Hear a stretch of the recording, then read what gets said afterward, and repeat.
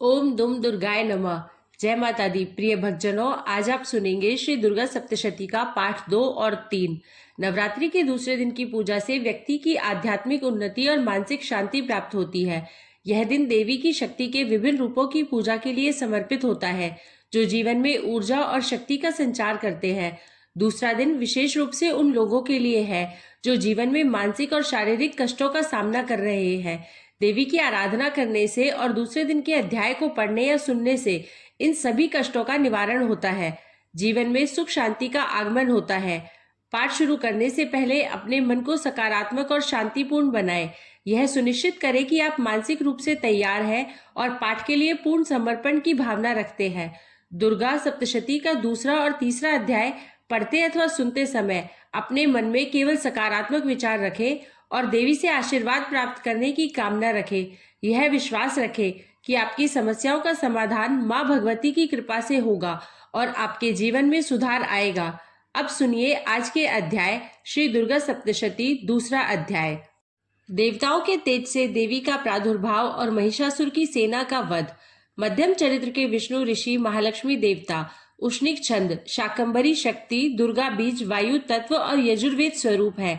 श्री महालक्ष्मी की प्रसन्नता के लिए मध्यम चरित्र के पाठ में इसका विनियोग है। मैं कमल के आसन पर बैठी हुई प्रसन्न मुख वाली महिषासुर मर्दिनी भगवती महालक्ष्मी का भजन करता हूँ, जो अपने हाथों में अक्षमाला, फरसा, गदा, बाण, वज्र, पदम, धनुष, कुंडिका, दंड, शक्ति, खड़ग, ढाल, शंख, घंटा, मधुपात्र, शूल, पाश और चक्र धारण करती है। ऋषि कहते हैं, पूर्व काल में देवताओं और असुरों में पूरे 100 वर्षों तक घोर संग्राम हुआ था। उसमें असुरों का स्वामी महिषासुर था और देवताओं के नायक इंद्र थे। उस युद्ध में देवताओं की सेना महाबली असुरों से परास्त हो गई। संपूर्ण देवताओं को जीतकर महिषासुर इंद्र बन बैठा। तब पराजित देवता प्रजापति ब्रह्मा जी को आगे करके उस स्थान पर गए जहां भगवान शंकर और विष्णु विराजमान थे। देवताओं ने महिषासुर के पराक्रम तथा अपनी पराजय का यथावत वृतांत उन दोनों देवेश्वरों से विस्तार पूर्वक कह सुनाया। वे बोले, भगवान, महिषासुर सूर्य, इंद्र, अग्नि, वायु, चंद्रमा, यम, वरुण तथा अन्य देवताओं के भी अधिकार छीनकर स्वयं ही सबका अधिष्ठाता बना बैठा है। उस दुरात्मा महिष ने समस्त देवताओं को स्वर्ग से निकाल दिया है। अब वे मनुष्यों की भांति पृथ्वी पर विचरते हैं। दैत्यों की यह सारी करतूत हमने आप लोगों से कह सुनाई। अब हम आप ही की शरण में आए हैं। उसके वध का कोई उपाय सोचिए। इस प्रकार देवताओं के वचन सुनकर भगवान विष्णु और शिव ने दैत्यों पर बड़ा क्रोध किया। उनकी भौहें तन गई और मुंह टेढ़ा हो गया। तब अत्यंत कोप में भरे हुए चक्रपाणी श्री विष्णु के मुख से एक महान तेज प्रकट हुआ। इसी प्रकार ब्रह्मा, शंकर तथा इंद्र आदि अन्य देवताओं के शरीर से भी बड़ा भारी तेज निकला।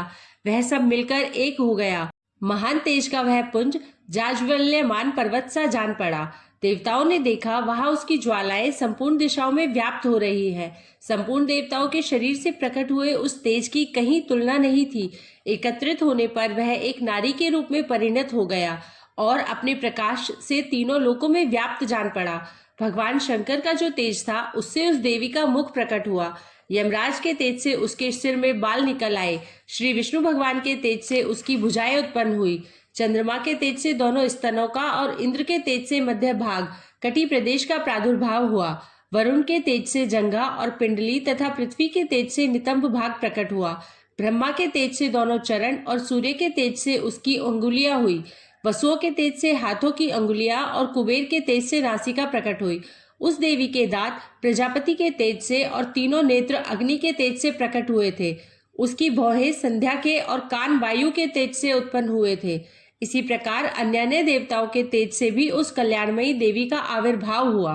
तदनंतर समस्त देवताओं के तेजः पुंज से प्रकट हुई देवी को देखकर महिषासुर के सताए हुए देवता बहुत प्रसन्न हुए।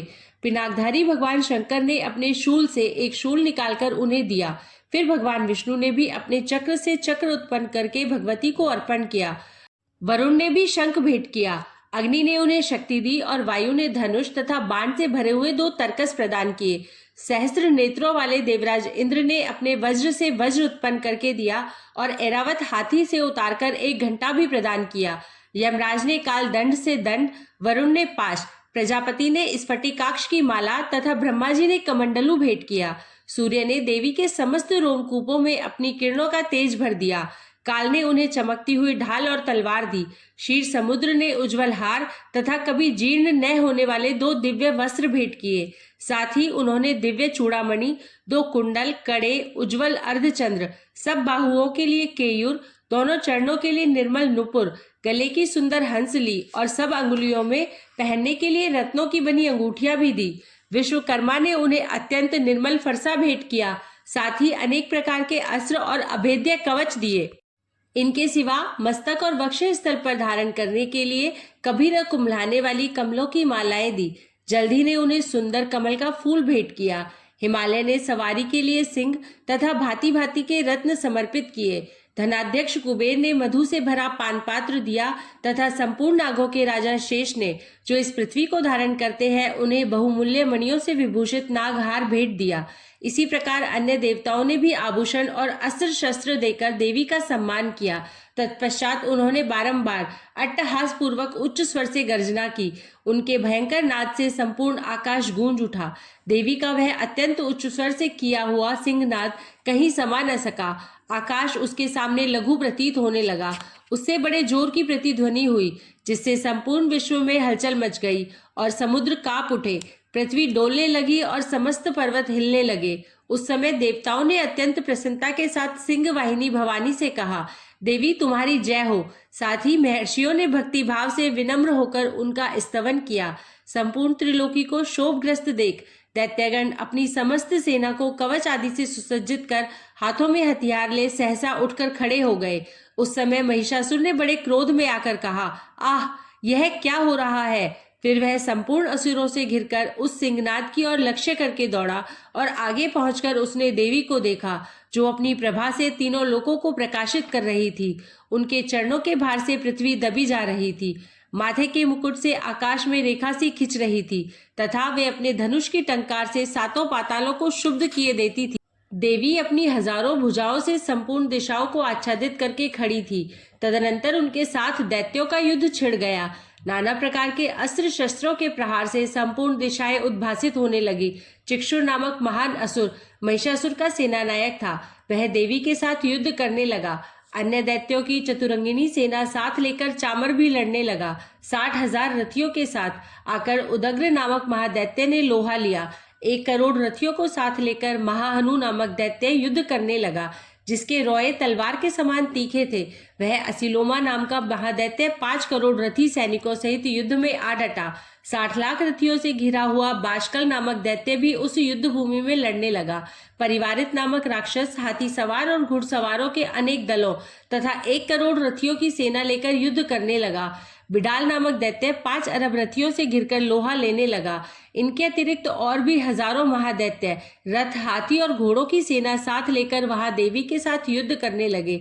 स्वयं महिषासुर उस रणभूमि में कोटि कोटि सहस्त्र रथ, हाथी और घोड़ों की सेना से घिरा हुआ खड़ा था।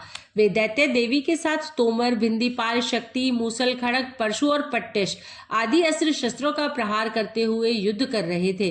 कुछ दैत्यों ने उन पर शक्ति का प्रहार किया, कुछ लोगों ने पाश फेंके तथा कुछ दूसरे दैत्यों ने खड़ग प्रहार करके देवी को मार डालने का उद्योग किया। देवी ने भी क्रोध में भरकर खेल खेल में ही अपने अस्त्र शस्त्रों की वर्षा करके दैत्यों के वे समस्त अस्त्र शस्त्र काट डाले। उनके मुख पर परिश्रम या थकावट का रंच मात्र भी चिन्ह नहीं था। देवता और ऋषि उनकी स्तुति करते थे और वे भगवती परमेश्वरी दैत्यों के शरीरों पर अस्त्र शस्त्रों की वर्षा करती रही। देवी का वाहन सिंह भी क्रोध में भरकर गर्दन के बालों को हिलाता हुआ असुरों की सेना में इस प्रकार विचरने लगा, मानो वनों में दावानल फैल रहा हो। रणभूमि में दैत्यों के साथ युद्ध करती हुई अंबिका देवी ने जितने निश्वास छोड़े, वे सभी तत्काल सैकड़ों हजारों गणों के रूप में प्रकट हो गए और परशु, भिंदीपाल, खड़ग तथा पट्टिश आदि अस्त्रों द्वारा असुरों का सामना करने लगे। देवी के शक्ति से बड़े हुए वे गण असुरों का नाश करते हुए नगाड़ा और शंख आदि बाजे बजाने लगे। उस संग्राम महोत्सव में कितने ही गण मृदंग बजा रहे थे। तदनंतर देवी ने त्रिशूल से, गदा से, शक्ति की वर्षा से और खड़ग आदि से सैकड़ों महादैत्यों का संहार कर डाला। कितनों को घंटे के भयंकर नाद से मूर्छित करके मार गिराया। बहुतेरे दैत्यों को पाश से बांधकर धरती पर घसीटा।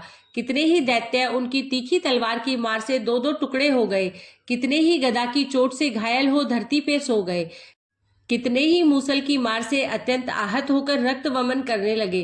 कुछ दैत्य शूल से छाती फट जाने के कारण पृथ्वी पर ढेर हो गए। उस रणांगण में बाण समूहों की वृष्टि से कितने ही असुरों की कमर टूट गई। बाज की तरह झपटने वाले देव पीड़क दैत्यगण अपने प्राणों से हाथ धोने लगे। किन्हीं की बाहें छिन्न भिन्न हो गई, कितनों की ही गर्दन कट गई, कितने ही दैत्यों के मस्तक कट कट कर गिरने लगे। कुछ लोगों के शरीर मध्य भाग में ही विदीर्ण हो गए, कितने ही महादैत्य जांघें कट जाने से पृथ्वी पर गिर पड़े। कितनों को ही देवी ने एक बाह, एक पैर और एक नेत्र वाले करके दो टुकड़ों में चीर डाला। कितने ही दैत्य मस्तक कट जाने पर भी गिरकर फिर उठ जाते और केवल धड़ के ही रूप में अच्छे अच्छे हथियार हाथ में ले देवी के साथ युद्ध करने लगते थे। दूसरे कबंध युद्ध के बाजों की लैप पर नाचते थे। कितने ही बिना सर के धड़ के हाथों में खड़ग, शक्ति और रिष्टि लिए दौड़ते थे तथा दूसरे दूसरे महादैत्य ठहरो ठहरो यह कहते हुए देवी को युद्ध के लिए ललकारते थे। जहां वह घोर संग्राम हुआ था वहां की धरती देवी के गिराए हुए रथ, हाथी, घोड़े और असुरों की लाशों से ऐसी पट गई थी कि वहां चलना फिरना असंभव हो गया था। दैत्यों की सेना में हाथी, घोड़े और असुरों के शरीरों से इतनी अधिक मात्रा में रक्तपात हुआ था कि थोड़ी ही देर में वहां खून की बड़ी बड़ी नदियां बहने लगी। जगदम्बा ने असुरों की विशाल सेना को क्षण भर में नष्ट कर दिया, ठीक उसी तरह जैसे तृण और काठ के भारी ढेर को आग कुछ ही क्षणों में भस्म कर देती है। और वह सिंह भी गर्दन के बालों को हिला हिलाकर जोर जोर से गर्जना करता हुआ दैत्यों के शरीरों से मानो उनके प्राण चुन लेता था। वहां देवी के गणों ने भी उन महादैत्यों के साथ ऐसा युद्ध किया जिससे आकाश में खड़े हुए देवतागण उन पर बहुत संतुष्ट हुए और फूल बरसाने लगे। इस प्रकार श्री मार्कंडेय पुराण में सावर्णिक मनवंतर की कथा के अंतर्गत देवी महात्म्य में महिषासुर की सेना का वध नामक दूसरा अध्याय पूरा हुआ। चलिए अब आरंभ करते हैं तीसरा अध्याय, सेनापतियों सहित महिषासुर का वध। जगदम्बा के श्री अंगों की कांति उदय काल के सहस्त्रों सूर्यों के समान है। वे लाल रंग की रेशमी साड़ी पहने हुए हैं। उनके गले में मुंडमाला शोभा पा रही है। दोनों स्तनों पर रक्त चंदन का लेप लगा है। वे अपने कर कमलों में जपमालिका, विद्या और अभय तथा वर नामक मुद्राएं धारण किए हुए हैं। 3 नेत्रों से सुशोभित मुखारविंद की बड़ी शोभा हो रही है। उनके मस्तक पर चंद्रमा के साथ ही रत्नमय मुकुट बंधा है तथा वे कमल के आसन पर विराजमान है। ऐसी देवी को मैं भक्ति पूर्वक प्रणाम करता हूँ। ऋषि कहते हैं, दैत्यों की सेना को इस प्रकार तहस नहस होते देख महादैत्य सेनापति चिक्षुर क्रोध में भरकर अंबिका देवी से युद्ध करने के लिए आगे बढ़ा। वह असुर रणभूमि में देवी के ऊपर इस प्रकार बाणों की वर्षा करने लगा जैसे बादल मेरुगिरी के शिखर पर पानी की धार बरसा रहा हो। तब देवी ने अपने बाणों से उसके बाण समूह को अनायास ही काटकर उसके घोड़ों और सारथी को भी मार डाला। साथ ही उसके धनुष तथा अत्यंत ऊंची ध्वजा को भी तत्काल काट गिराया। धनुष कट जाने पर उसके अंगों को अपने बाणों से बींध डाला। धनुष, रथ, घोड़े और सारथी के नष्ट हो जाने पर वह असुर ढाल और तलवार लेकर देवी की ओर दौड़ा। उसने तीखी धार वाली तलवार से सिंह के मस्तक पर चोट करके देवी की भी बाई भुजा में बड़े वेग से प्रहार किया। राजन, देवी की बाह पर पहुंचते ही वह तलवार टूट गई। फिर तो क्रोध से लाल आंखें करके उस राक्षस ने शूल हाथ में लिया और उसे उस महादैत्य ने भगवती भद्रकाली के ऊपर चलाया। वह शूल आकाश से गिरते हुए सूर्यमंडल की भांति अपने तेज से प्रज्वलित हो उठा। उस शूल को अपनी ओर आते देख देवी ने भी शूल का प्रहार किया। उससे राक्षस के शूल के सैकड़ों टुकड़े हो गए। साथ ही महादैत्य चिक्षुर की भी धज्जियां उड़ गई। वह प्राणों से हाथ धो बैठा। महिषासुर के सेनापति उस महापराक्रमी चिक्षुर के मारे जाने पर देवताओं को पीड़ा देने वाला चामर हाथी पर चढ़कर आया। उसने भी देवी के ऊपर शक्ति का प्रहार किया, किंतु जगदम्बा ने उसे अपनी हुंकार से ही आहत एवं निष्प्रभ करके तत्काल पृथ्वी पर गिरा दिया। शक्ति टूटकर गिरी हुई देख चामर को बड़ा क्रोध हुआ। अब उसने शूल चलाया, किंतु देवी ने उसे भी अपने बाणों द्वारा काट डाला। इतने में ही देवी का सिंह उछलकर हाथी के मस्तक पर चढ़ बैठा और उस दैत्य के साथ खूब जोर लगाकर बाहु युद्ध करने लगा। वे दोनों लड़ते लड़ते हाथी से पृथ्वी पर आ गए और अत्यंत क्रोध में भरकर एक दूसरे पर बड़े भयंकर प्रहार करते हुए लड़ने लगे। तदनंतर सिंह बड़े वेग से आकाश की ओर उछला और उधर से गिरते समय उसने पंजों की मार से चामर का सिर धड़ से अलग कर दिया। इसी प्रकार उदग्र भी शिला और वृक्ष आदि की मार खाकर रणभूमि में देवी के हाथ से मारा गया तथा कराल भी दांतों, मुक्कों और थप्पड़ों की चोट से धराशायी हो गया। क्रोध में भरी हुई देवी ने गदा की चोट से उद्धत का कचूमर निकाल डाला। भिंदीपाल से वाशकल को तथा बाणों से ताम्र और अंधक को मौत के घाट उतार दिया। 3 नेत्रों वाली परमेश्वरी ने त्रिशूल से उग्रास्य, उग्रवीर्य और महाहनु नामक दैत्यों को मार डाला। तलवार की चोट से विडाल के मस्तक को धड़ से काट गिराया। दुर्धर और दुर्मुख इन दोनों को भी अपने बाणों से यमलोक भेज दिया। इस प्रकार अपनी सेना का संहार होता देख महिषासुर ने भैंसे का रूप धारण करके देवी के गणों को त्रास देना आरंभ किया। किन्हीं को थुतुन से मारकर, किन्हीं के ऊपर खुरों का प्रहार करके, किन्हीं को पूंछ से चोट पहुंचाकर, कुछ को सींगों से विदीर्ण करके, कुछ गणों को वेग से, किन्हीं को सिंहनाद से, कुछ को चक्कर देकर और कितनों को निश्वास वायु के झोंके से धराशायी कर दिया। इस प्रकार गणों की सेना को गिराकर वह असुर महादेवी के सिंह को मारने के लिए झपटा। इससे जगदम्बा को बड़ा क्रोध हुआ। उधर महापराक्रमी महिषासुर भी क्रोध में भरकर धरती को खुरों से खोदने लगा तथा अपने सींगों से ऊंचे ऊंचे पर्वतों को उठाकर फेंकने लगा तथा गर्जने लगा। उसके वेग से चक्कर देने के कारण पृथ्वी शुद्ध होकर फटने लगी। उसकी पूंछ से टकराकर समुद्र सब ओर से धरती को डुबोने लगा। हिलते हुए सींगों के आघात से विदीर्ण होकर बादलों के टुकड़े टुकड़े हो गए।